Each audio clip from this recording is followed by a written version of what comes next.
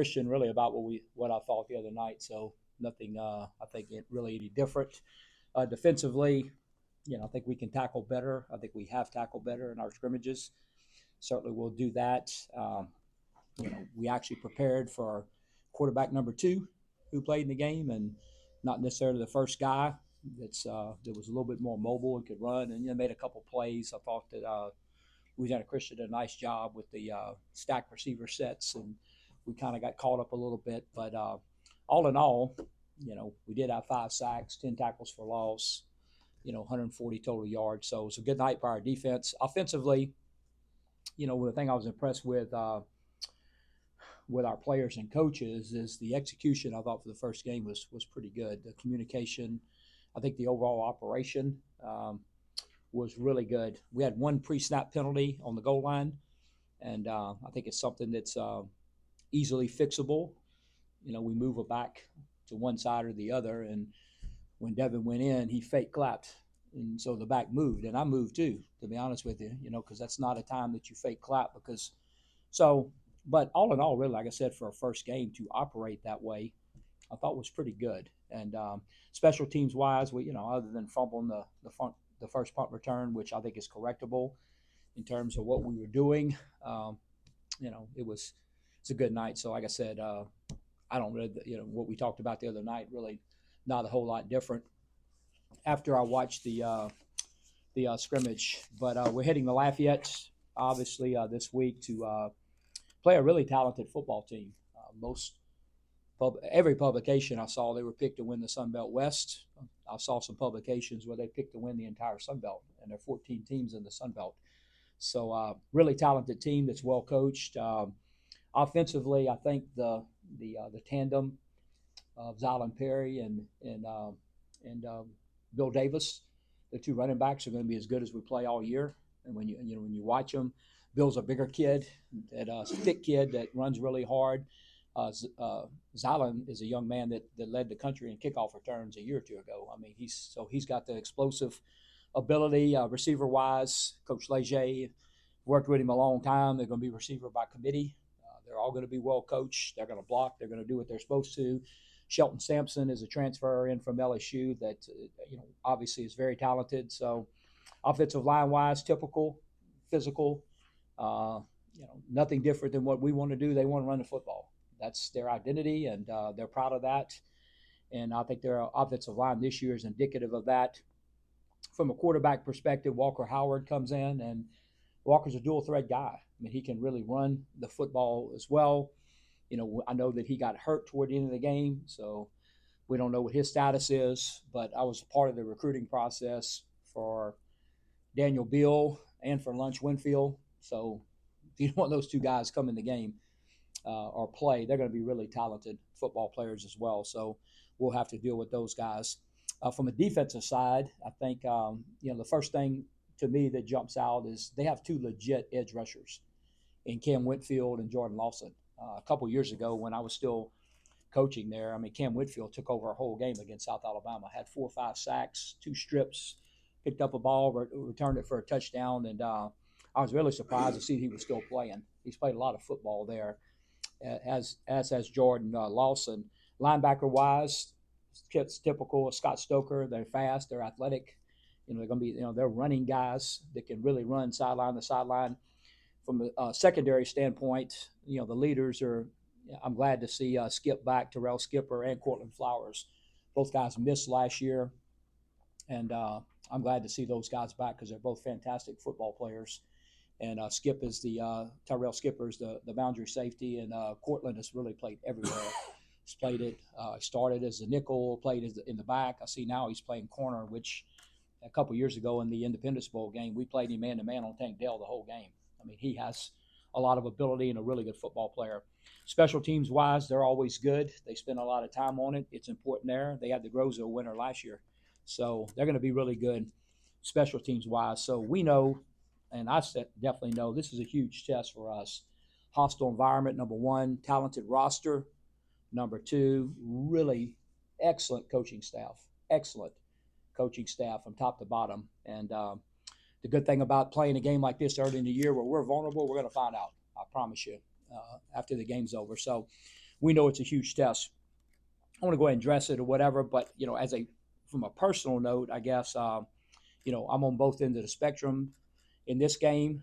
On one end of the spectrum, obviously, growing up here and my entire life has been about McNeese up until the time that I went to Monroe, and so I know too well about the old McNeese USL and the whole deal and how important this game is to people in Lake Charles.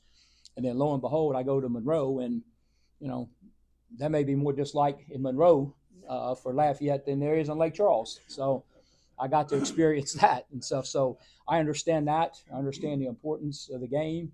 I understand it's just fun. I mean, I think it's a fun game to have the opportunity to play. We've only played twice, at least in my recollection, since they went FBS. Once I was a head coach, and then once I was in Monroe. So that's that end of the spectrum for me. The other end of the spectrum for me is, I don't have enough time to express the gratitude, appreciation, and respect for everybody associated with Raging Cajun football.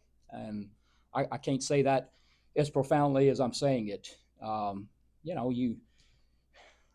had a bad year, obviously, and you kind of whatever. But look, the way the people reached out to me, and from Billy Napier, Tim Leger, Rob Sale, Mike Desimo, Brian Maggart, the athletic director, Troy Wingirter. I mean, man, we would love for you to come here and be a part of this program, going to events with their donors and their boosters, people coming up, and I can't express enough thanks for those guys. The second thing also that meant a lot to me as a McNeese person, somebody that's invested in this program, when those guys came over here after Laura. UL was the first people here after Laura with relief for our players and all that, which I thought was an awesome move on their part, and I very, very much appreciated that. The last thing I'll say about that too is, I absolutely, am a huge Mike Desimo fan. I can't say enough good things about Mike, about Coach Des, and I think he's a phenomenal head coach. And I tell anybody that asks me that, I think he works tremendously hard as a coach. I mean, you talk about a relentless worker as a football coach and a recruiter. Number two, he has a genuine care for people. I mean, Mike he cares about people. He cares about his players. He cares about his coaches. And then thirdly, I just thought he was a phenomenal leader. Some people are just natural leaders, and that's him. He's just a natural leader. He's accountable. He's approachable. I can't say enough good things about him, and I enjoyed working for him. And hopefully, he made me. I'm going to be a better head coach this time around because of Coach Des and stuff. So, somebody was asking me, and I grew up in this as a high school coach. My mentors, Charles Vicknair, Max Calderera, Jimmy Shaver, Mike Johns. I turned around and played them, and you try to beat their brains in, they try to beat your brains in. After the game, you hug and shake hands, and it's all about respect. When I was a head coach here the first time, our big game, if you guys remember, was always Northwestern State. Well, Scott Stoker and I are still best friends, and Scott and I would talk every week, and we would talk the week we played, and then the next day we would talk to each other on the phone. And okay, now what did you think? All right, now what did you think? And okay, now look, I mean, it's part of the game. So I'm used to all this. I think it's fun. Like I said, we're going to do everything we can this week to prepare and to go over there and win the football game and to get them, and they're going to do the same thing. And after the game, we're going to hug and shake hands, and it's all about respect. But I love these types of games. Like I said, I grew up with them and understand them, and I think they're a lot of fun.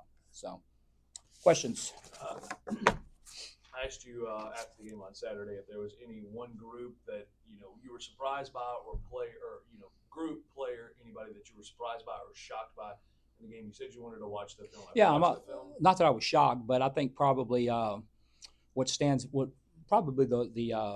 one thing that stood out to me is I was really pleased with the progress of our wide receiver room.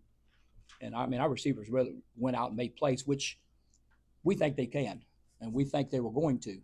A couple of scrimmages, we had a few drop balls in here and there, and looked, but what I was hoping, when you get down to it, and which we talked about a few weeks ago, when you get down to it, okay, we're going to play these 6 or 7 guys, we're going to play these 2 or 3 tight ends, we're going to play, and you kind of bring it together and you work that. But a lot of times what happens in August camp and in spring ball, you have 6 quarterbacks throwing 18 receivers, and okay, let's get a little timing going.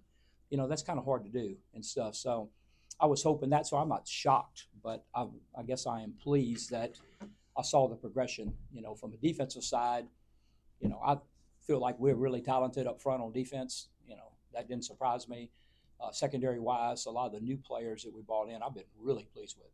I mean, really, those guys, seeing those guys progress and stuff. So, most of that checked out and stuff. But I wanted to see our wide receivers continue to progress upward, and I thought we did.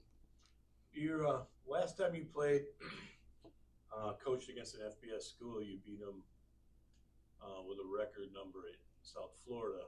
You're also 3-2 all time against FBS schools that are not Power 5. Why do you think you have success with that? I don't know, to be honest with you. I know I always get excited to go and to play, and I think we talked about that last week and told our players that with Louisiana Christian coming. I mean, it's I think if you're worth your salt as a competitor, I mean, you want to. Hey, let's step up a little bit. I mean, let's kind of, go and play maybe at a little bit bigger place and, play an FBS team. And I always get really excited about it. And I think the opportunity, but other than that, Jim, I mean, I don't know. I mean, I don't know if there's any magic formula to it. I think, and I don't even remember what games you're really talking about, to be honest with you. It's been long ago. But I know for a while there, we were proud of that here too. And then I think, maybe my second to last year here in North Dakota State overtook us because what we don't get credit for, we also beat Texas State UTSA, who are also FBS teams. They were transitioning. And but for a while there, we had beaten more FBS teams than anybody had. I think to my math, if I'm saying that right, to maybe 13 or 14, and North Dakota State overtook us in that area. But we were proud of that, to go into those venues and play, and scared the heck out of a couple more too. A&M, I remember. North Carolina, we were winning going to the fourth quarter. Nebraska, we were winning going to the fourth quarter. Yeah, I remember that. We were beating A&M going to the fourth quarter that one year and stuff. So, but didn't get the job done, but definitely scared them. It was awful quiet in those stadiums for a while there. Coach, if my eyes are right, might be as bad as yours, but I'm counting 19 junior or seniors as starters. It's a really solid program, and I think when you go back and look at it, when Coach Napier went in, and obviously I'm going to say this, I'm partial to it, but the way they recruited, the way they set it up, I think was very similar to how it was set up here, how we had to do in Monroe, and how they recruited and how they tried to build a roster, and it's what I would like to, to obviously start here. But if you look at it, they've done a really good job, Rick, I think, of retaining players. And have moved, players, and a lot of the guys that are playing now. Looking at the roster, I remember when, the Cade Morrows and the Cooper Fordhams and the guys on the old line, Bryant Williams from Grand Lake. I remember when they came in, and come in as freshmen, and then you get stronger and get bigger and become a little better the next year, and so I think they've done a really nice job, and Coach Dez has continued to do that. Of roster management, roster building is important. And, especially in today's age of transfer portal and all that, if you can still do some of that, and we're going to try to do it pretty similar here, the way they're doing it there. We're still going to recruit high school players, and so do they. And our formula and what we're going to try to do here, if we lose a senior, we're going to replace him with a high school player, just like you used to always do. Now, if you lose a guy that's a junior or senior that you expected to start in the transfer portal, then we're going to go to the transfer portal to try to replace them. But they've continued to recruit high school guys and continue to try to build a program, and then they've taken transfers and tried to replace other transfers and tried to put them in spots where the old scratch where it itches philosophy, and and tried to do that. But they have really stayed true to high school recruiting and have continued to do it. I think Coach Dez is a phenomenal recruiter, and how he approaches all that and how they do all that. They have an entire recruiting staff, and stuff, and I've always been impressed with their setup and how they did it. It seems like in the last maybe 3 to 5 years, having those experienced players, especially at the quarterback position, has manifested itself to more success on the field. Oh, I agree, no question. I mean, Ben Woolridge was the Sun Belt Player of the Year last year, and I think it's been 6 year. In college, what a phenomenal young man. I mean, great football player. But we had Ben, and then his backup was Chandler Fields, who I think was about the same age. I mean, they were both guys that had been around, been part of the program, and so I think it helps, no question. I mean, sure they'll play some young guys. We're gonna play some young guys, but I think anytime that you can bring guys along in your program, and you can play. I mean, we're all going to play 18-year-olds, but I'd much rather play a 23-year-old. But saying everything's even, I'll take I'll take my chances on the 23-year-old. Most days. You guys going to prepare for all three quarterbacks with not knowing probably for Walker Howard until later in the week? Yeah, I think that we have really. I mean, we're going to get into that today after lunch and stuff. But I think when you watch what they do, and they're going to do what they do, and that's just not, to me, that's why they've been successful and stuff. And I was telling our players that yesterday in the meeting. I mean, they want to run the football, stop the run, and don't beat yourself. I mean, that's what they're going to do, and so I'm not sure, really, to be honest with you, if it was Walker Howard or Daniel Beal or what. They're going to do what they do, and again, in my opinion, that's why they've been successful through the years, because you have to beat them. They're not going to beat themselves. They're not going to go out and and I look for them to play really good, because watching last night and this morning, and it just is uncharacteristic, I think, of them, and stuff. And boy, they had so many opportunities in that game. From an offensive standpoint, they were so close in so many areas, and just didn't execute, at the times when they needed to. But you can see it on tape. I mean, the plays are there, the things are there. Like I said, some drop balls and stuff. It just, I don't know, just seemed like a lot of things went against them and stuff. So knowing them like I do, they'll clean up some stuff and they'll be ready. They'll be ready to go. Do you think that side of it helps you? That you do know a lot of these guys, and you helped recruit some of these guys. Oh, I mean, I just was involved really with the quarterback part of it and stuff. But no, I don't necessarily think that helps. I mean, anyway, like I said, we're going to know a lot about how they want to do things, and they'll know a lot about how we want to do things and stuff. So I don't think knowing individual players necessarily helps. Will you talk to Tim this week, and how often do you talk to him?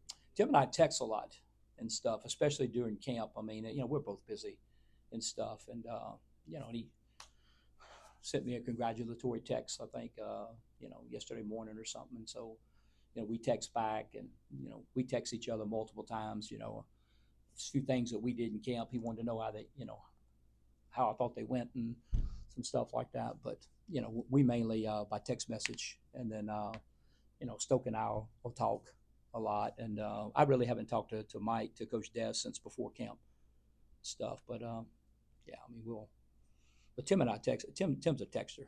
I mean, he likes to shoot out them texts, and sometimes they're late night texts and stuff. And but no, I don't know if we'll talk this week, but I look forward to visiting with him before the game and after the game. What about the how familiar will you be more familiar with them and what he's going to do, or will he be more familiar with what you guys are going to do? Do you think? I think it's even, because I mean, Coach Peck stayed, and so look, I mean, they're gonna, they will break us down from A to Z. I've been around those guys; they do a phenomenal job of that. So, Coach Peck stayed, Coach Reese stayed, so I mean, they'll have everything from last year, and then from an offensive standpoint, we're pretty similar. So, I don't think either side's got an advantage to that. How much more do you think you'll know about your team after this week? You'll have played one up, one down. Yeah, I think we'll know a lot. I really do. And we'll have to, I think we'll know a lot, know some things. Obviously we have to play good, and then kind of go from there. But I like this team. So, and I'm going to like this team, regardless of what happens. I think we're trending in the right direction. I think we're talented. I think we have tremendous young men that want to be better. And, this is a big test. And so we'll have to see, kind of how the game plays out. But, yeah, I think we'll certainly, find out some more, especially up front on both sides. How's the health after the first game? We're good. We'll address that a little bit later in the week. But I think the biggest concern is Kobe Ham. He got hurt toward the end of the game. and stuff. So we'll assess him. And, the kids they come in yesterday and watch the film and lift weights and do all that. Then Monday's their day off. And we really start understanding some more once we get on the practice field Tuesday. Defensively, you mentioned during camp, got to rush with 4. Yeah. To avoid sending that 5th guy and then cover man. What did you see on tape? I know it was Louisiana Christian. Yeah. No, what I was saying is that I think it helps when you look at a defense, the way I always look at defense, and I've never coached defense, but when I watch defense, can you run, which I think is number one. I mean, if you got speed on defense, then you can make up for mistakes if you can run and make up for that. Secondly, I think if you can play man, then you can do so many other things that you want to with your front guys, with your linebackers, and you can show a bunch of different things. And then the third thing is I think the critical thing about that is if you can pressure with just 4 guys, which we were able to do the other night, which I think we got I've been really excited with our pass rushers. And so hopefully, we can also have the ability to do that. So I think if you can do, those 3 things, then you can really be multiple defensively. And, I've seen people be successful pressuring and playing man, but in some cases, we were talking about as a staff, and I DVR'd the Super Bowl. The Eagles didn't blitz one play. The Philadelphia Eagles, 4 people rushed the entire game, and they didn't have to. But those 4 guys put enough pressure on the quarterback, and that's a pretty good deal. And I'm not saying that we're there or anything, but that's my example now. When you have the ability, to do those things, and they just didn't play man, in the Super Bowl, and they didn't have to. But when you're able to have some flexibility where you can play man, and to mix up some stuff, but hey man, we might need to bracket that guy. We might need to 2 over 1 that guy, the boundary, 3 over 2 that guy, and you can still pressure with the 4 guys and do that, then that's a great quality to have. You know how much this game means to the fans here? What does it mean over there? I mean, I don't know. I mean, I never really asked that. I know after the result last Saturday night, it's going to mean a whole lot. So I do know that. But other than that, though, I don't know. I never really talked to people over there about any of that. But I know that, after not having the outcome that they had against Rice in the first game, this game is going to mean, a whole lot. For the program in general, obviously a lot of talk about possible moving up and all that. How do you not get caught up in the kind of a showcase game of what you guys might be? How do you just keep it kind of like this is just our game? I think when the players come in, and what we talked about yesterday, when they come in, they're going to see the same exact schedule, the same exact protocol as Louisiana Christian. There's not a minute going to change on Tuesday, Wednesday, Thursday, Friday, Saturday, and stuff. So, that's just, and I'm not going to talk a lot about it, but I mean, they're going to see that, hey, exactly, this is what we thought we had to do to be successful last week. This is what we're doing again this week to be successful. So, I've never talked about it a lot, Jim, when we go play this team or that team or whatever, and they come in and they see, oh, well, that practice schedule looks pretty familiar. It does, because it's the same one you did last Tuesday and the same one we're going to do every Tuesday. And so that's the way I've tried to address it. One more? Anything? Appreciate it, guys. Thanks, folks.